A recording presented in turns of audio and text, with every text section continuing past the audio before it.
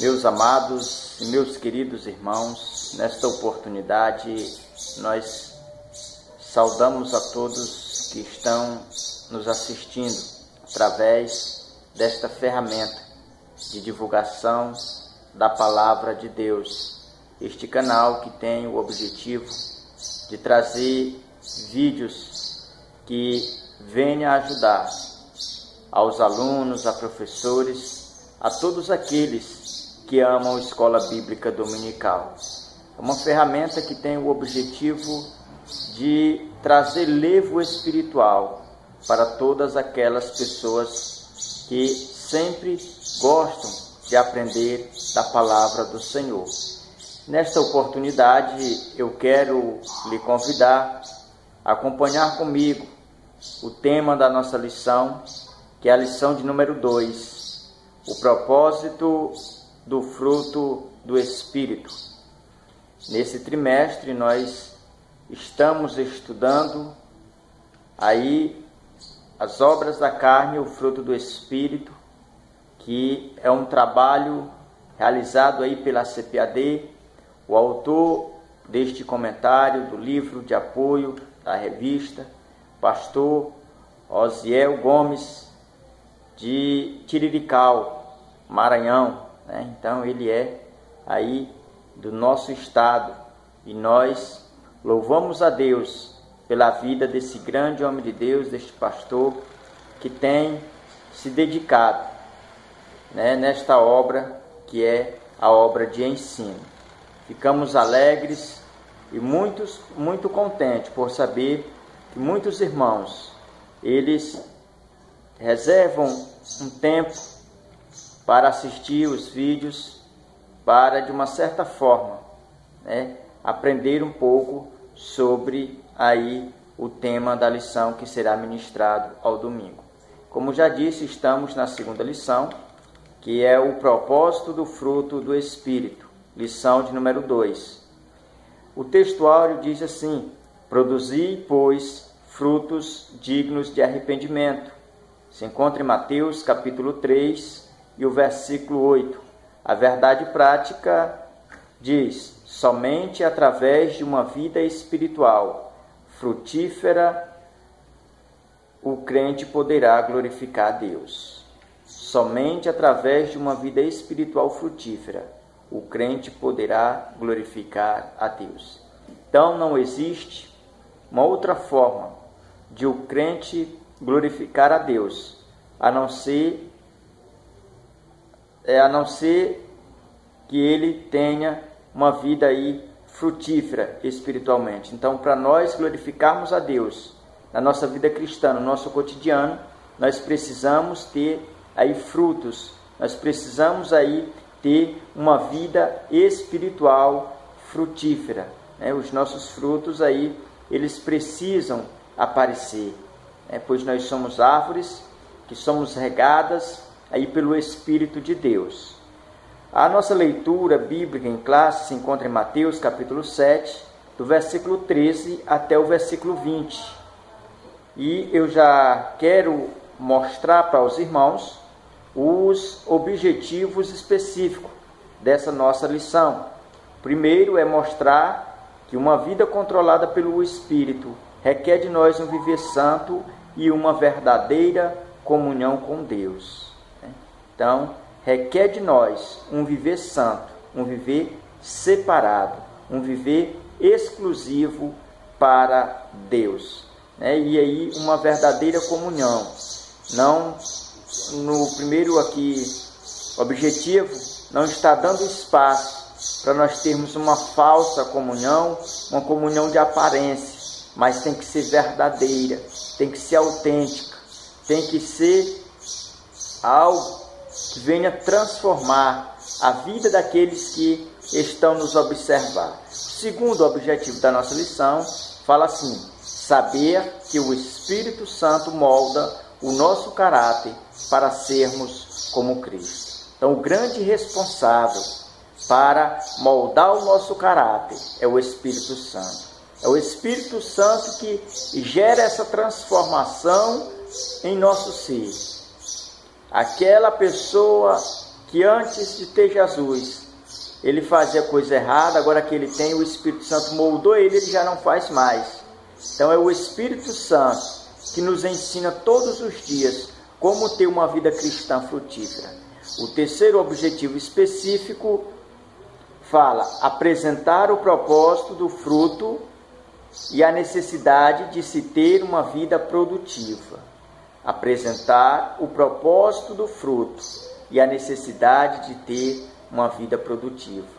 Então, todo cristão, ele tem que ter a sua vida produtiva, ele tem sempre que estar produzindo. Então, nós como cristãos, nós precisamos estar conscientes de que a nossa responsabilidade, ela tem que ser executada. Nós como cristãos, nós precisamos mostrar e demonstrar que nós somos plantas, que nós somos árvores, que vamos produzir frutos e que o nosso fruto ele venha a ser visto e que o nosso fruto ele venha ser e servir, ao nosso próximo, porque não tem como nós na vida cristã dizermos que temos Deus na nossa vida, dizermos que temos uma vida cristã perfeita e sermos egoístas, orgulhosos e dando aí lugar às obras da carne. Mas nós temos que ser dirigidos pelo Espírito Santo. O primeiro ponto da nossa lição, ele fala sobre a vida controlada pelo Espírito. O primeiro tópico fala o que significa ser controlado pelo Espírito Santo. Então nós vamos ver aqui, nesse primeiro tópico, que o significado de ter uma vida controlada pelo Espírito Santo é dizer que nós estamos renunciando ao mundo e às suas paixões, às suas concupiscências, e estamos nos entregando totalmente aos cuidados do Espírito Santo. Então esse é o significado de ter uma vida controlada pelo Espírito Santo. É de ter uma vida santa, separada da corrupção moral, da corrupção espiritual, que está aí a agregar todo mundo. E nós como cristãos devemos ter aí esse cuidado. O apóstolo Paulo, certa vez, ele falou, enchei-vos do Espírito. Então é uma responsabilidade de todo cristão ser cheio do Espírito Santo. Todo cristão que é cheio do Espírito Santo, aonde ele chega, ele faz a diferença.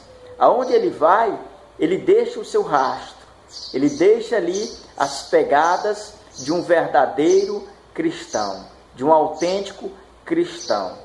O segundo tópico da nossa lição fala um viver santo. O Espírito Santo nos ajuda a ter uma compreensão melhor de Deus e do seu reino. Ele deseja nos ensinar a viver em novidade de vida. Então, meus queridos, o segundo tópico aqui fala sobre um viver santo. É um viver separado, é um viver de renúncia, é um viver que todos nós, como cristãos, devemos ter.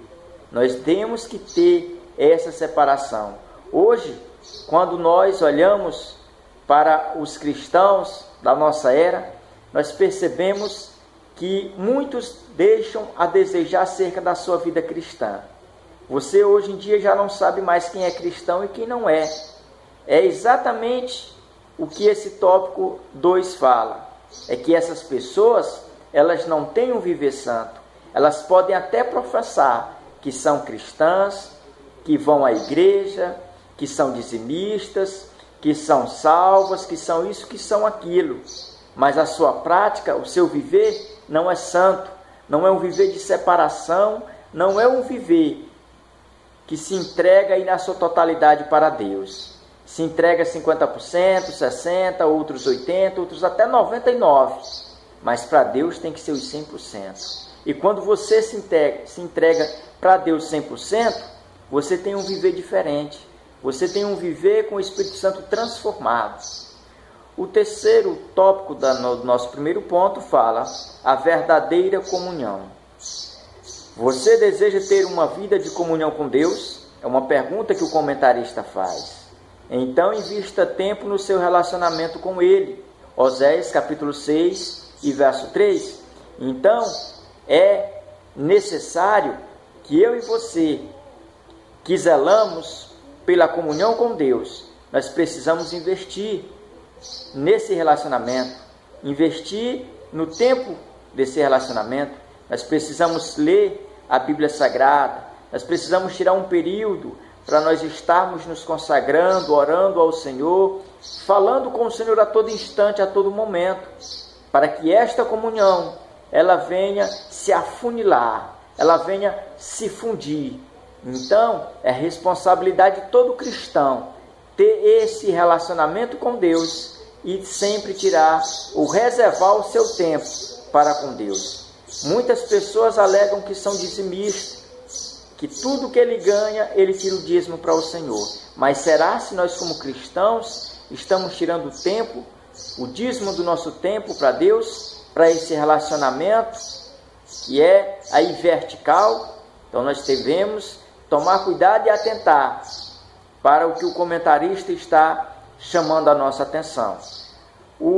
A síntese do tópico 1 fala: uma vida controlada pelo Espírito produz em nós um viver santo e uma verdadeira comunhão com Deus. Não é isso que o Espírito produz em nós? É um viver separado, é um viver santo, é um viver exclusivo para Ele e uma comunhão aí verdadeira, autêntica, clara, sem dúvida, aí para Deus, né? Uma comunhão aí com Deus. O segundo ponto fala sobre o fruto do Espírito. Evidencia o caráter de Cristo em nós. O fruto do Espírito evidencia o caráter de Cristo em nós. O que é caráter? Certa vez, o grande pregador Moody, ele falando sobre o caráter, ele disse que o caráter é aquilo que nós somos no escuro. E nós concordamos com esta frase de Moody. Realmente, o caráter é aquilo, ou aquela parte em nós, que nós demonstramos quando nós estamos sozinhos, quando nós estamos longe de todos, né? Às vezes, quando nós trabalhamos em um determinado local, quando o patrão sai, aí o nosso caráter aparece.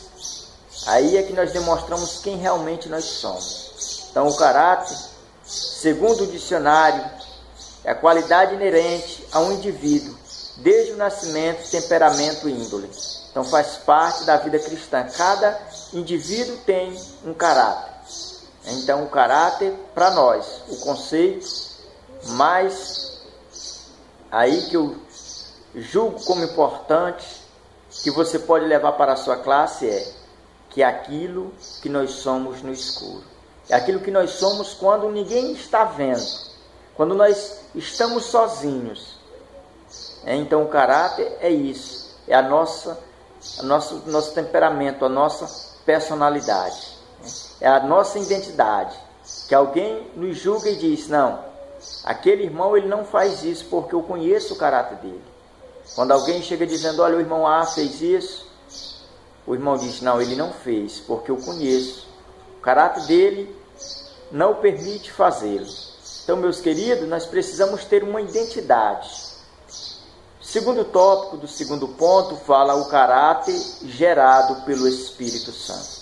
Então, o Espírito Santo, como promessa de Jesus aos seus discípulos, ele veio enviado por Jesus para nos consolar. Ele veio como paracleto divino, consolador, aquele que está do lado para ajudar. Ele veio também como mestre, ele veio também como alguém para moldar o nosso caráter, para, em meio às lutas do dia a dia, do cotidiano, ele forjar um caráter espiritual em nós.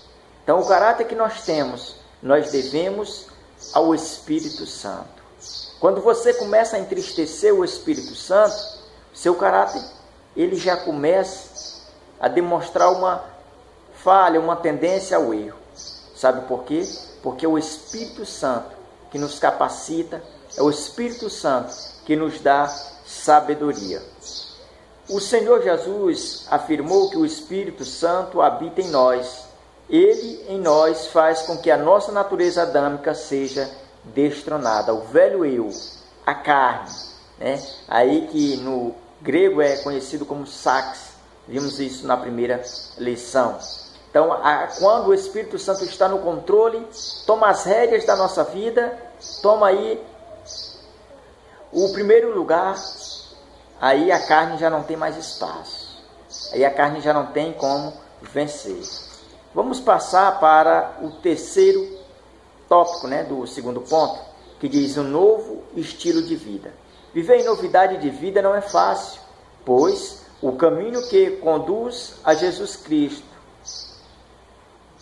é apertado e exige renúncia. Felizmente, muitos estão pregando um pseudo-evangelho que não exige mais renúncia e nem mudança de vida.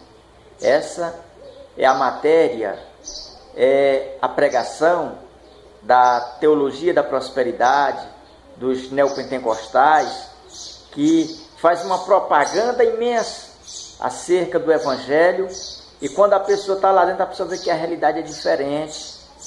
Eles pregam dizendo que com Jesus não tem mais luta, não tem mais dificuldade, não tem mais espinhos. E quando nós vamos consultar as palavras de Jesus, nós vemos que é ao contrário. Jesus disse que o caminho era apertado. Jesus disse que o caminho era estreito.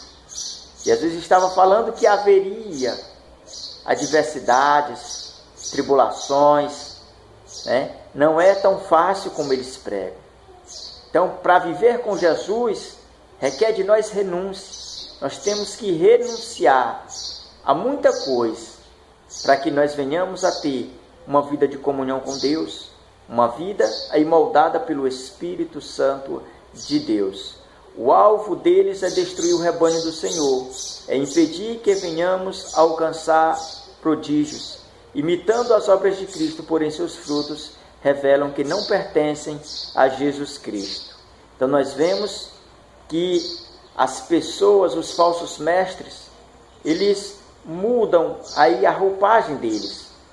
Eles se vestem como crentes verdadeiros, eles usam a Bíblia, que é aí o livro, que é aí o que contém, o que tem a nossa regra de prática e vida cristã. Eles usam, só que interpretam e fazem aplicações errôneas, que vão de encontro ao que nós acreditamos. Eles falam como crentes, mas na verdade a roupagem deles, pode até ser igual à dos cristãos, mas a mensagem que eles pregam é uma mensagem ilusória, é uma propaganda.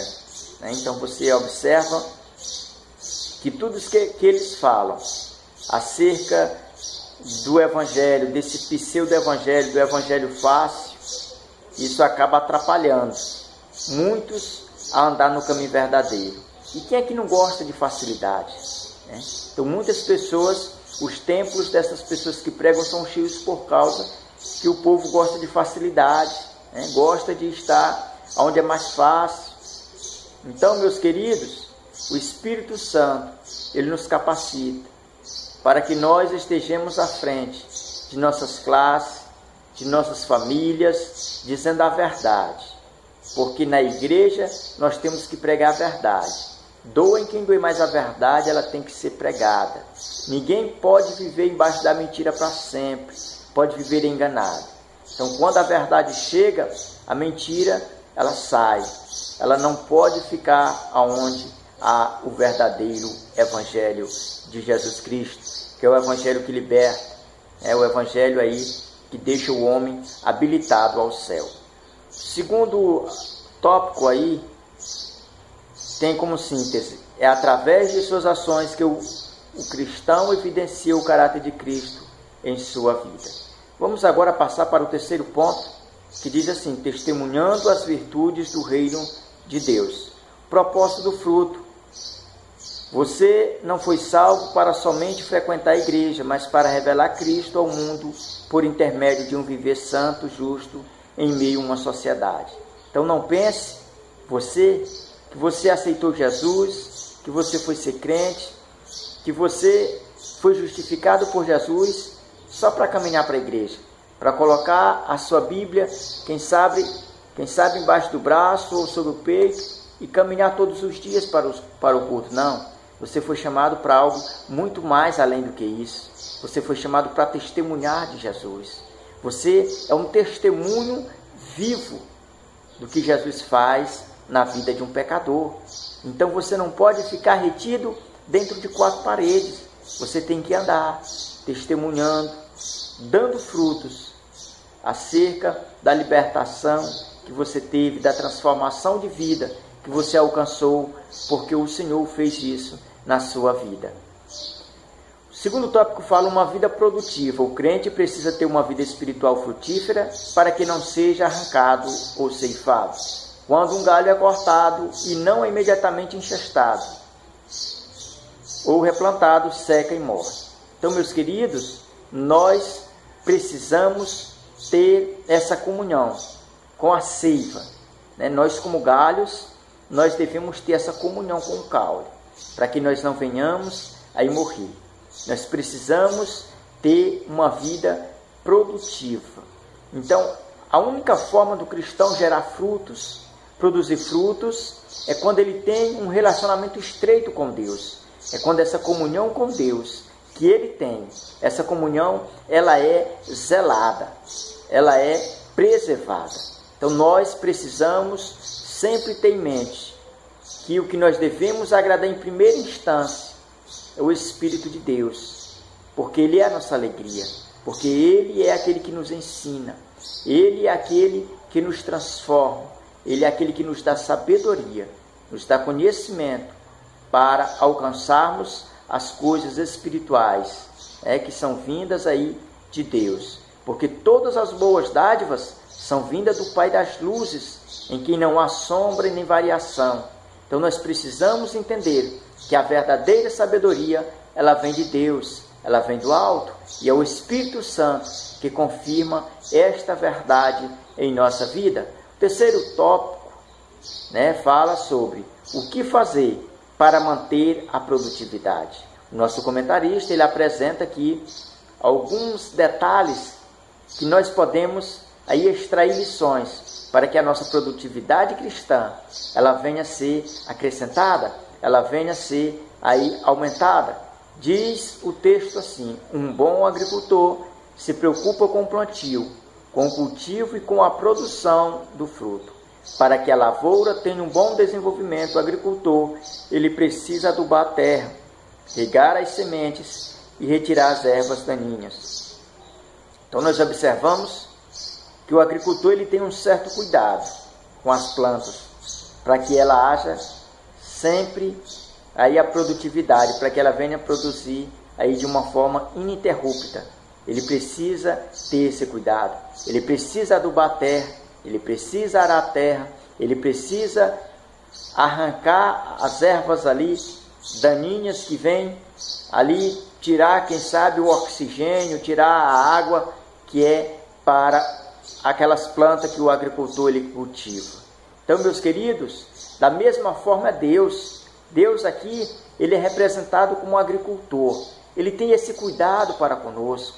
Ele é quem ara a terra do nosso coração, Ele é quem cultiva, Ele é quem arranca aquilo que está nos prejudicando de gerar frutos, de dar frutos. O Espírito Santo, ele é quem se carrega de tirar todos os obstáculos da nossa vida, do nosso caminho, para que nós venhamos a produzir frutos. Então, na aula de hoje, nós precisamos entender isso como ponto central. É que todo cristão ele tem que gerar fruto. E que o cristão só gera fruto se ele estiver aí, sendo guiado pelo Espírito Santo de Deus. Sozinho, ele não faz nada, ele não consegue nada. Mas o Espírito Santo é quem o capacita. A síntese do tópico 3 diz: o cristão deve frutificar sempre, a fim de ter uma vida que glorifique a Deus. Quero que você acompanhe comigo a conclusão, que diz assim: Precisamos ter uma vida frutífera e para isso precisamos estar ligado à videira. O propósito dos frutos é glorificar ao Pai. Nisto é, glorificando meu Pai, que deis muito fruto, e assim sereis meus discípulos. Busque ter um relacionamento pessoal com Cristo, seja cheio do Espírito Santo e produza muitos frutos para a glória de Deus. Então, todo cristão, ele tem essa responsabilidade de produzir frutos, de ter essa comunhão com Deus, de estar sempre agradando e alegrando o Espírito de Deus, fazendo aquilo que é favorável ao reino de Deus. Então, nós como cristãos precisamos conscientizar os nossos alunos que eles têm que fazer de tudo para estar conservando esta comunhão com Deus. Eu quero agradecer a você que acabou de assistir esse comentário, esse breve comentário, e que esta ferramenta venha servir de livro espiritual. E continuo pedindo orações aos irmãos e irmãs que continuem orando pela nossa vida, pela nossa família e pela nossa igreja. E que o Senhor, Ele continue com as suas mãos misericordiosas e justas estendidas sobre nossas vidas. E que nós sempre estejamos atentos ao que o Espírito Santo fala aos nossos corações. Pois as lições da Escola Bíblica Dominical, elas são urgentes, elas são necessárias, são importantes. E nós não precisamos e nem temos que ignorar estas lições, mas vamos deixar o Espírito Santo de Deus ter a primazia na nossa vida. Fique na paz do Senhor e que na próxima semana nós estejamos aqui para a honra e a glória do nome do Senhor.